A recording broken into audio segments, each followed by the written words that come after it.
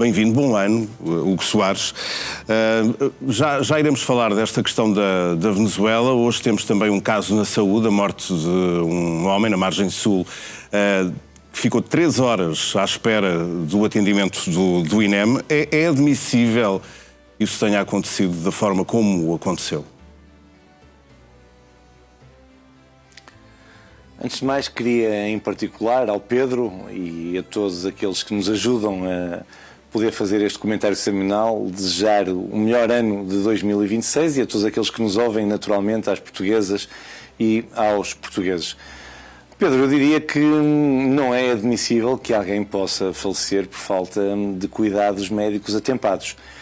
Nós temos feito um esforço tremendo, como sabe, na transformação do Serviço Nacional de Saúde e creio que ninguém compreenderá que se possa assistir à morte de um cidadão por falta de um cuidado a tempo e horas que pudesse eventualmente salvar uma vida.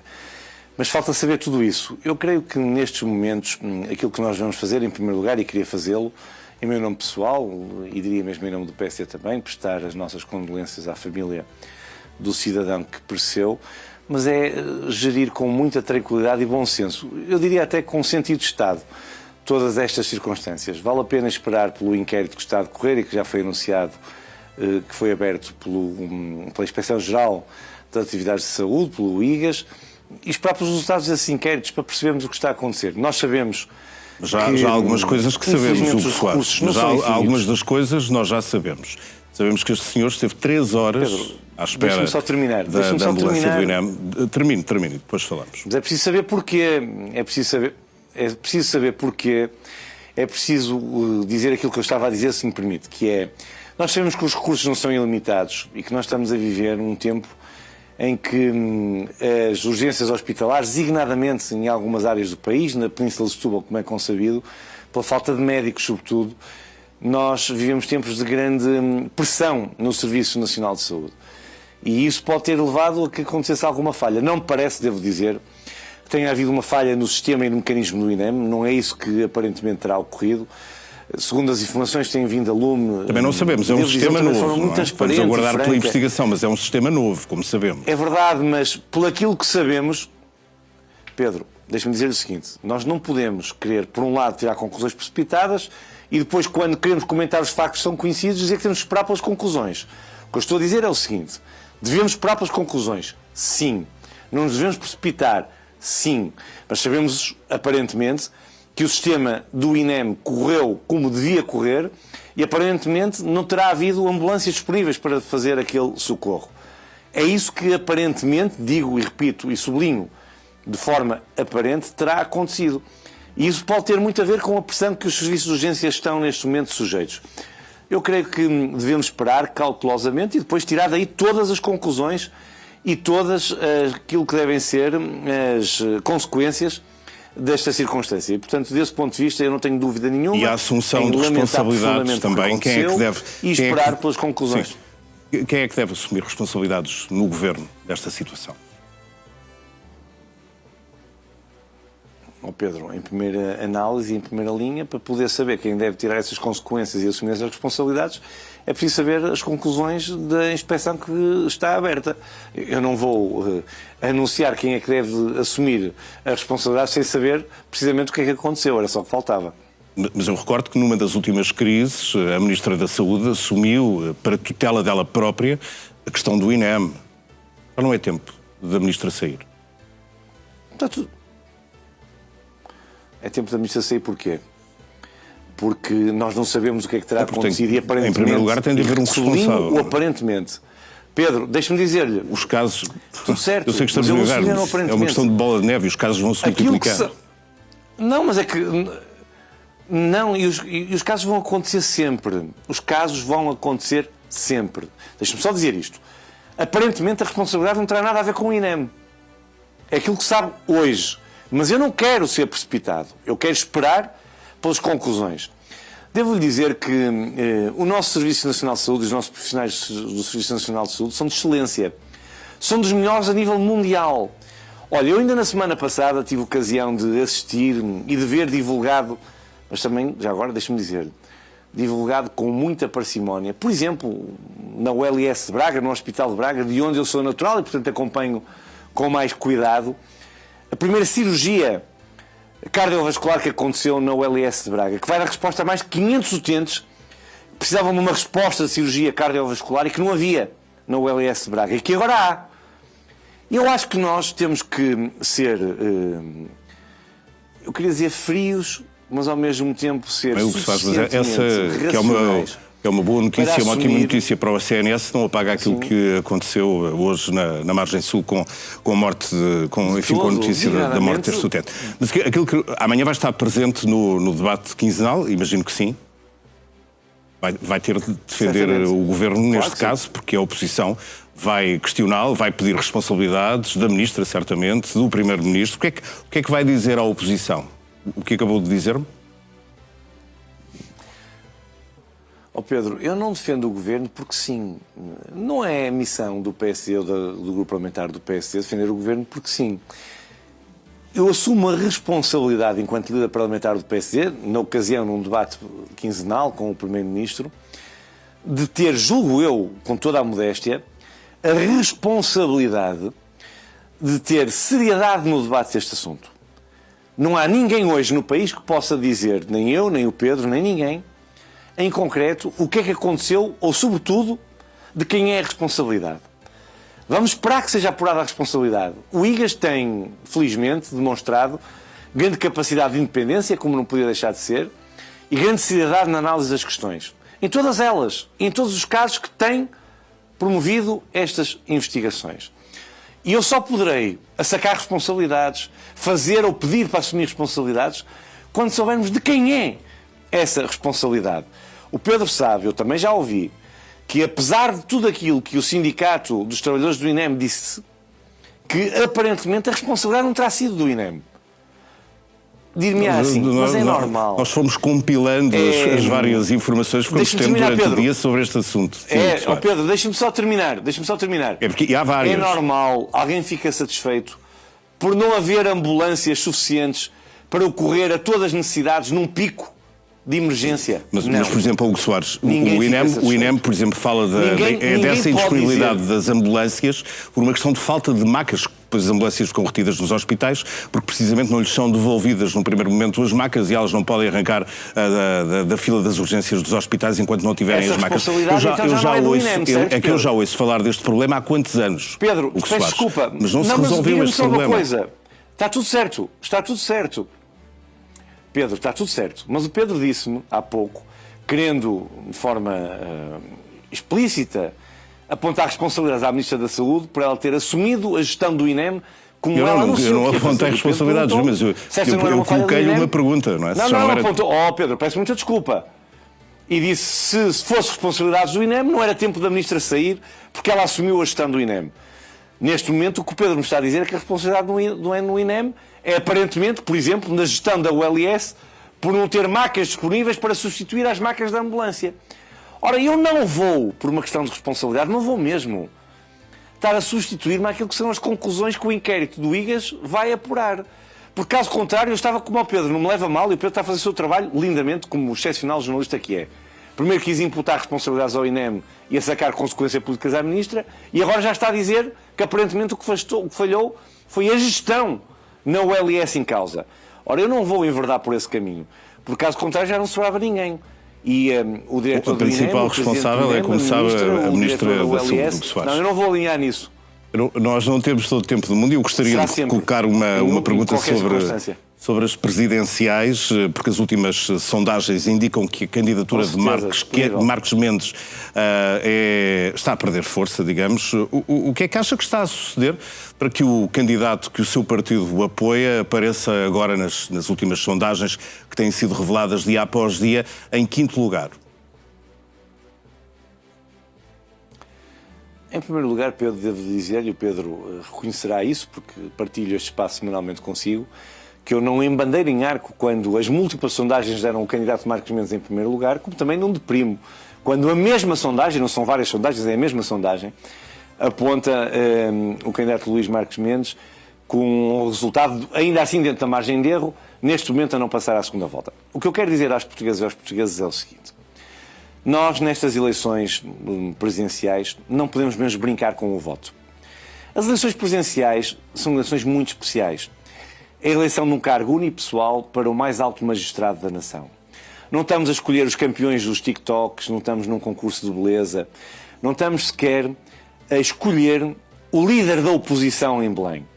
Eu ontem, Pedro, num canal da concorrência, na estação pública, na RTP, assisti a um debate onde 10 candidatos pareciam querer ser o líder da oposição ao governo em Belém.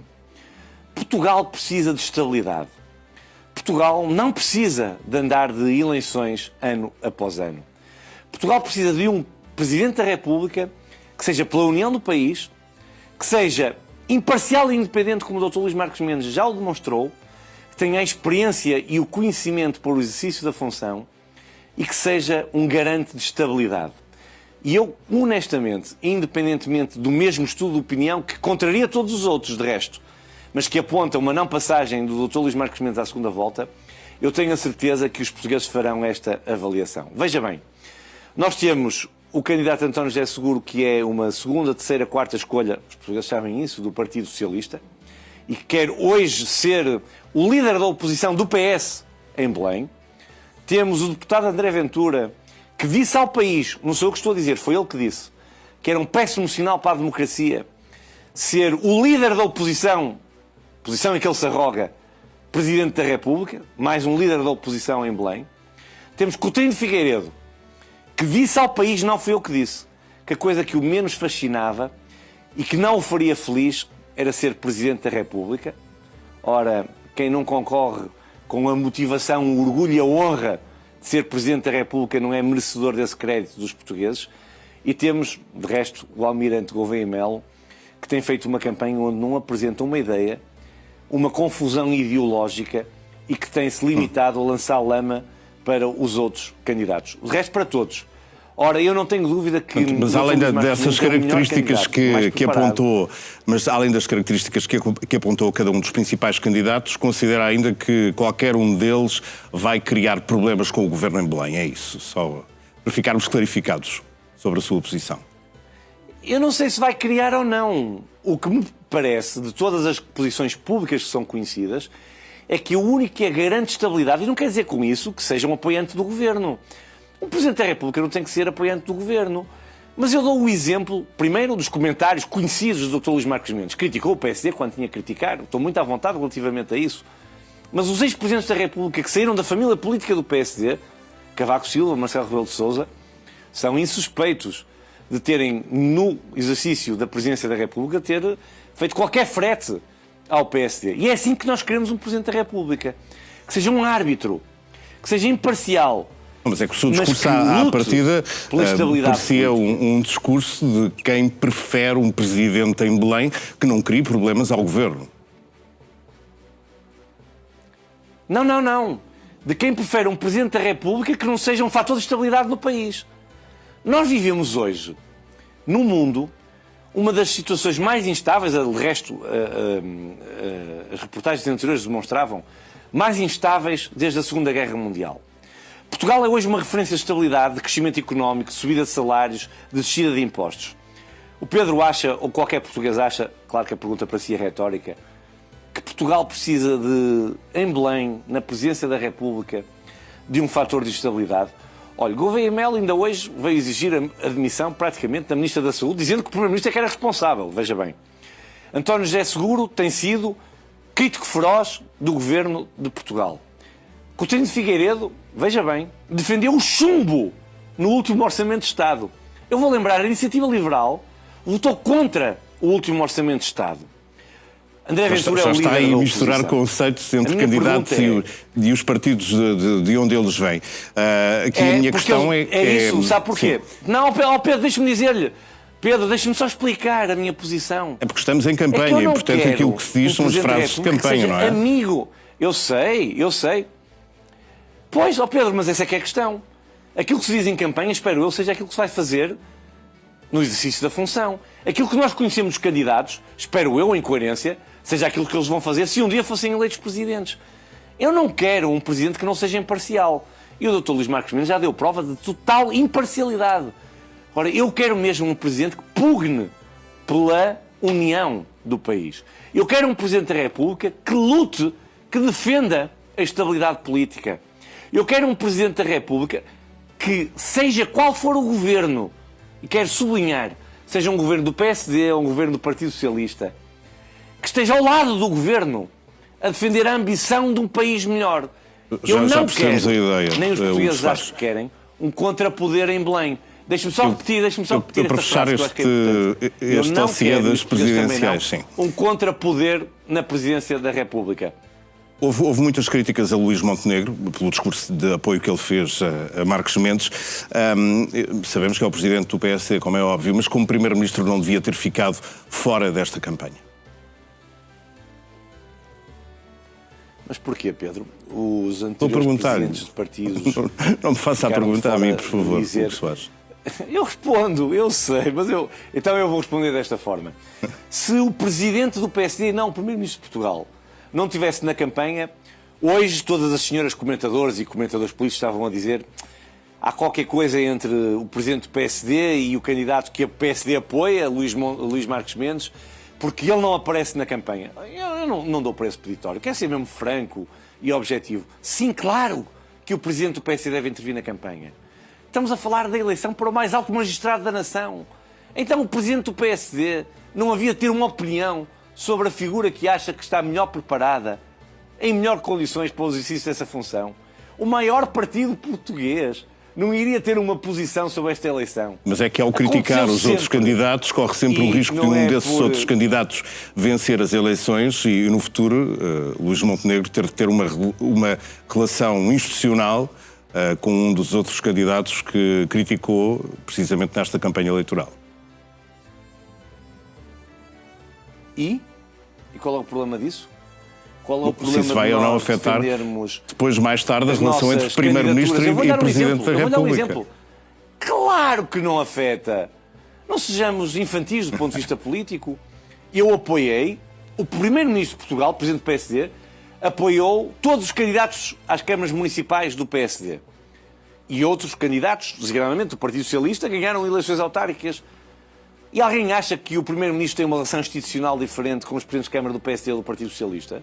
Não, não tem. Nem deve ter. Nem pode ter. Isso é que é questão da independência e da imparcialidade. Uma coisa é nós escolhermos e decidirmos qual é o melhor caminho que entendemos para o país, para a Presidência da República. Outra coisa é sabermos termos sentido de Estado para poder interagir institucionalmente com aqueles que o povo escolhe e elege. Bom. E eu não tenho dúvida nenhuma, como já tem dado sobejas provas, que o Primeiro-Ministro será capaz de fazer essa distinção.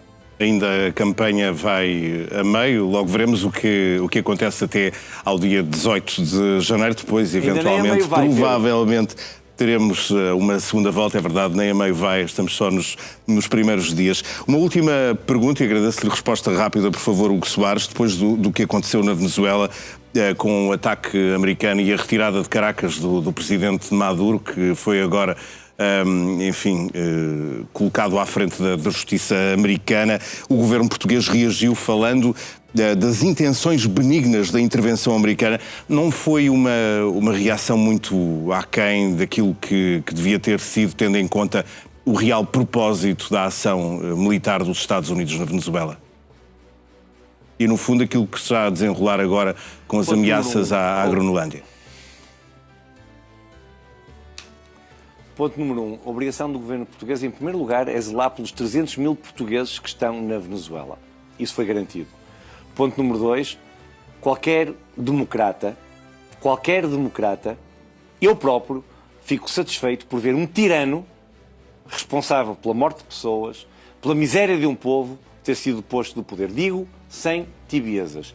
O governo português subscreveu e fez um comunicado, em conjunto com toda a União Europeia, falando de todas as questões que têm a ver com o direito internacional, com a legalidade daquilo que aconteceu na Venezuela. Creio que o governo português agiu como devia agir no contexto geopolítico mundial. Portanto, uma intenção benigna pode ter sido a colocação agora da número 2 de Nicolás Maduro, portanto, número 2 do mesmo regime à frente do país. Pedro, sabe qual é o exercício que eu faço? É ouvir os portugueses que estão na Venezuela e todos os venezuelanos que fugiram para Portugal. E o que é que eles lhe dizem? E todos eles, todos sem exceção, o Pedro também sabe, Então, sabemos todos. Todos Portanto, eles estão satisfeitos com a senhora Dalcy Rodrigues agora à frente do país? Um tirano, não é essa a questão. Estão satisfeitos Também é por essa a um questão, tirano Soares. ter sido levado à justiça. Não, porque essa questão é uma questão que nós hoje não sabemos o que vai acontecer. Vamos ser francos. Nós não sabemos se vai ser preparado um ato eleitoral na Venezuela ou não. Vamos aguardar. Para já não. Tudo isso tem que ser visto com a cautela e com o sentido de Estado que isso exige. Nós sabemos é uma coisa. Nicolás Maduro era um tirano que será julgado pelos atos de tirania e será, sobretudo, para sempre lembrado como alguém que oprimiu um povo que não merece ser oprimido e que levou, como nós sabemos em Portugal, a que milhares de cidadãos venezuelanos tenham que ter fugido para Portugal apenas porque pensavam diferente do regime venezuelano.